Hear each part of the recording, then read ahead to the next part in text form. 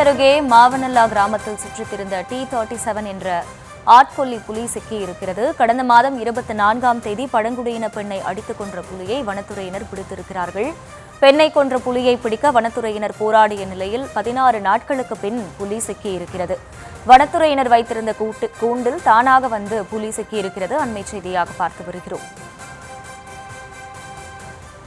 கூடுதல் விவரங்களை செய்தியாளர் அனீஷ் வழங்க கேட்கலாம். அனீஷ், வணக்கம். முழு விவரம்.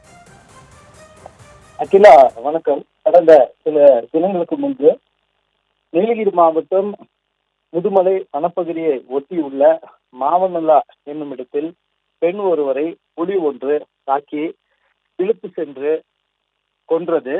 இதை தொடர்ந்து இந்த பகுதியில் பெரும் பதட்டம் ஏற்பட்டது. மேலும் இந்த பகுதியில் இருக்கக்கூடிய பொதுமக்களானவர்கள் இந்த புலியை பிடிக்க உடனடியாக நடவடிக்கை எடுக்க வேண்டும் என்று வனத்துறையினருக்கு கோரிக்கை விடுத்திருந்தனர்.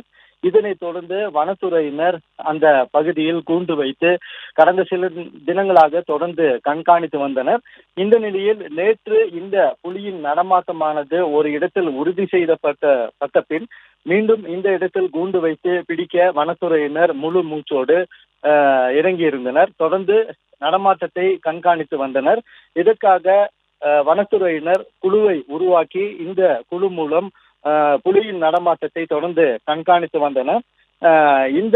தற்பொழுது இந்த கூண்டில் புலியானது சிக்கியிருப்பதாக தகவல்கள் வெளியாகியுள்ளன.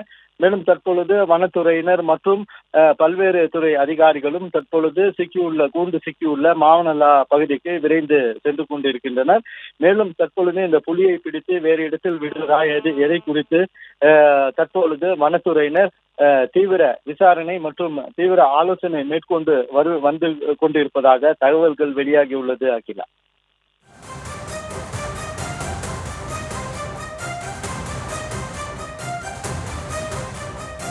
விவரங்களுக்கு நன்றி அனீஷ்.